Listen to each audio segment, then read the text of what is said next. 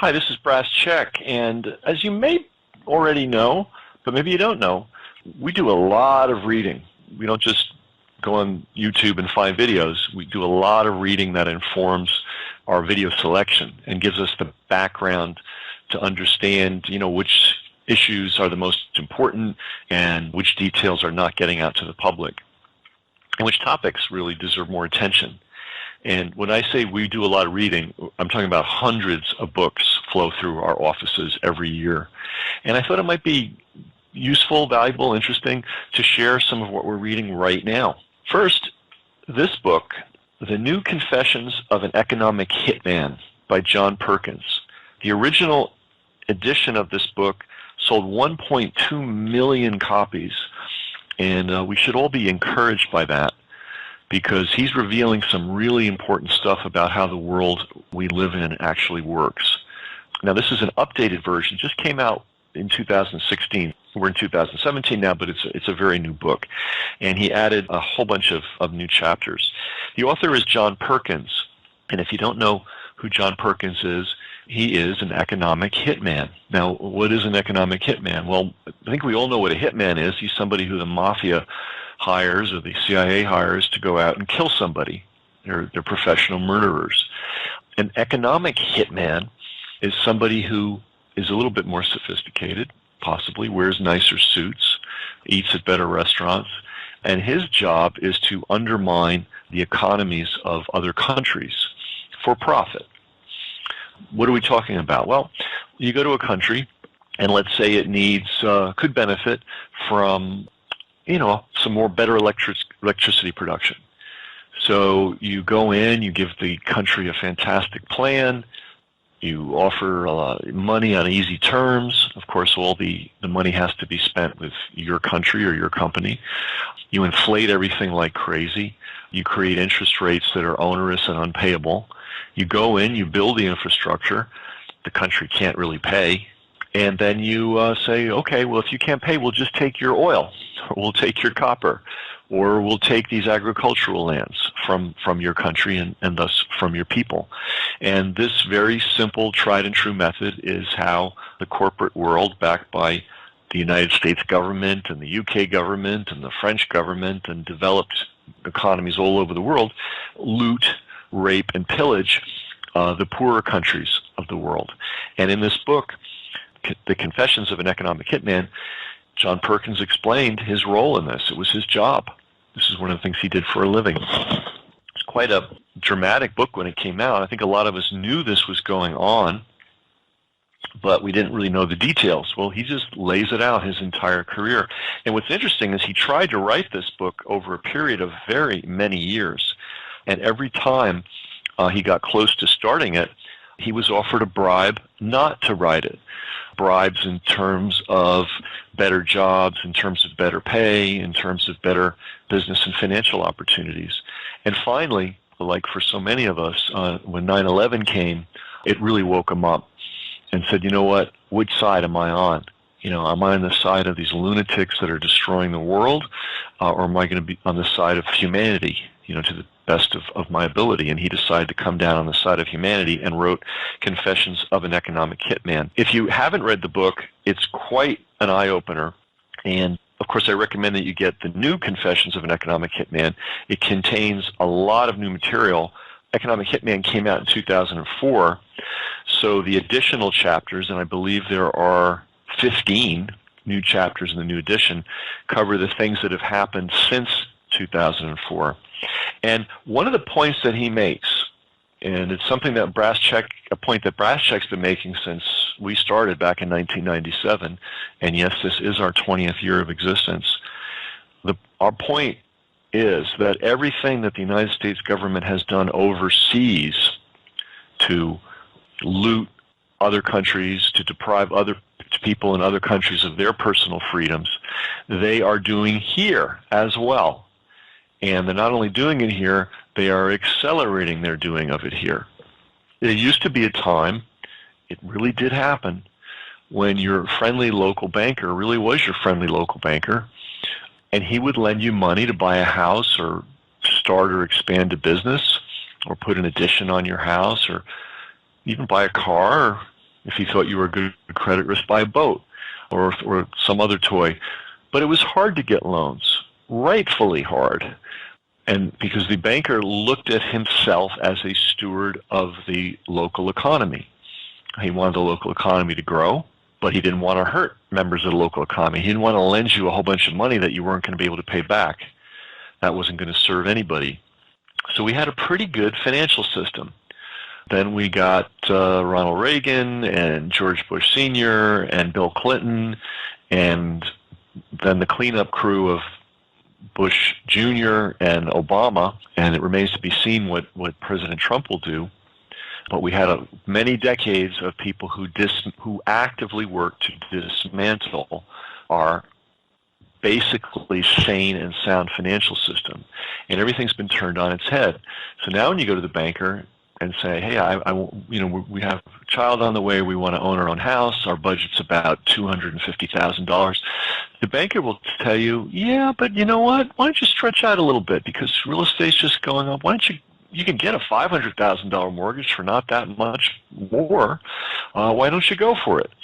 And why does the banker do that? Well, the banker gets a fee depending on the size of the mortgage. The banker packages that mortgage and resells it to Wall Street. He doesn't care whether you can pay it off or not, whether you go bankrupt or not, whether you find yourself in foreclosure or not, whether your community is devastated by having a bunch of unoccupied houses with weeds growing up all around them. He doesn't care. He's got his fee. And Wall Street doesn't care because they buy the loans, package them, and sell them to pension plans in Iowa or in Norway or wherever. They don't care. Nobody cares. The motivation now of the financial system is rape and pillage. It's no longer let's build a strong community. So the very same things that have been done for decades overseas on a large scale are now being done inside the United States to American citizens. So we said this was coming 20 years ago, and Perkins lays out that, in fact, that is the case. This is a great book, very interesting, very eye-opening. You will really understand how the world really works when you read this book. The next book is a book I bought for $0.25 in a used book bin. If you're interested in it, you can get it from Kindle, thankfully, because it's pretty much out of print, and the people that are selling it for a lot of money, and after people hear this, it'll probably sell out entirely, or they'll raise their prices, but you can get it from Kindle. You might be able to get it from your library. It's called 7 Simple Steps to Personal Freedom, an Owner Manual for Life by Gerry Spence. You may know Gerry Spence as the attorney who fights on behalf of citizens against large corporations. And it's a very interesting book, and as often happens, I was thinking about certain issues, and next thing I know, my hand is magically directed to this book in a book bin. I open the book up, and he's discussing the very same issues. One of the things that I was thinking about that he talks about in the book is that, we have this thing called education, and people go to law school, and they go to business school, and they go to dental school, and they're hoping to become dentists, or hoping to become doctors, or hoping to become whatever, teachers, or they're hoping to do something positive in the world. And what they're really being trained to do is not be a healer if they're going to medical school, and not be a person in pursuit of justice if they're going to law school. They're learning how to become cogs in a system that already exists. And that system may be inept, and that system may be corrupt, and that system may do more harm than it does good. And that's, in fact, what all these people who are working so hard to become something are actually becoming. And next thing you know, especially these days, you've got college loans, and then the inflated real estate prices, and you basically end up being a slave to all the debts that you have to pay off, and you have to sort of kowtow and fit yourself into this system. And of course, you don't have to do that, and that's what this book is about, 7 Simple Steps to Personal Freedom. It talks about all the different snares that are out there that ensnare us and put us in bad positions. But it also talks about a very important point, which is that nobody can make you a slave without your permission. And I experienced this by visiting Cuba. This is very clear and very apparent. Cuba was one of the most brutal slave regimes in the world. It was the last place in the Western Hemisphere to make slavery illegal. They were importing kidnapped and terrorized Africans to Cuba as late as the 1890s. And the economic model was bring over young men and work them to death, because it's cheaper to get new ones from Africa than it is to feed and house them properly. So this was way more brutal than a lot of slavery situations in world history. And yet, when you go to Cuba today, especially in the countryside, after all that the people there have endured, not only through slavery, but through the terribly corrupt regimes that came after slavery, and then to the great challenges that the country's faced as a perpetual punching bag for the imperial United States, you will find people that are of dignity, that know who they are, that know their roots, that know their music, their dance, their religion. They've preserved it after having gone through all of those trials.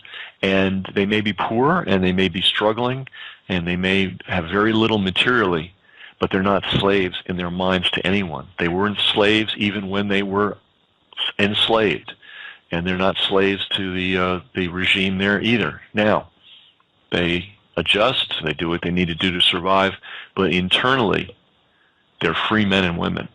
And that's something that you can go and see for yourself when you go to the countryside of Cuba, as I've done. So I recommend this book, 7 Steps to Personal Freedom. It's a little bit long-winded. I think all books are more long-winded than they need to be, and that's because it's hard to sell a book for $20 if it's only 10 pages. So there's definitely a lot of insight in this book. Like all books, it probably could have been digested a little bit better, but it's not too bad. It's less than 200 pages, less than 150 pages. So, Personal Freedom. The final book I want to recommend is by a great author who we really should pay a lot more attention to, Robert Mendelsohn. And I believe his most famous book was Confessions of a Medical Heretic. And his writings should be on everybody's bookcase. This particular book is How to Raise a Healthy Child in Spite of Your Doctor.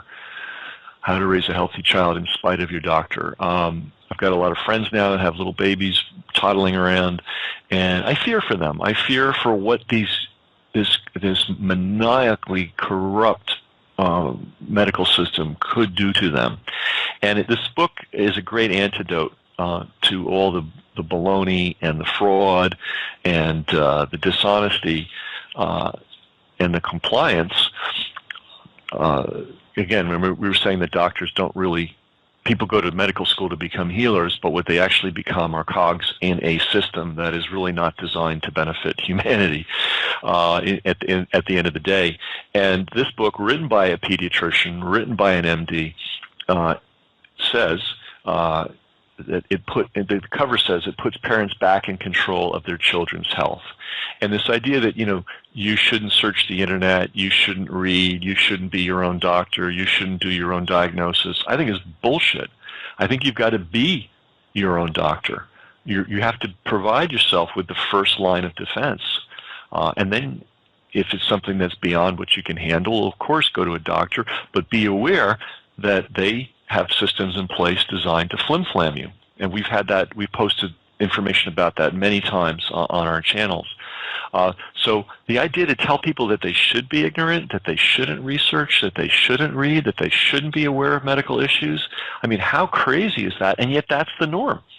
That's the norm out there. That's the advice you're going to get from everybody. Oh, don't look into it for yourself.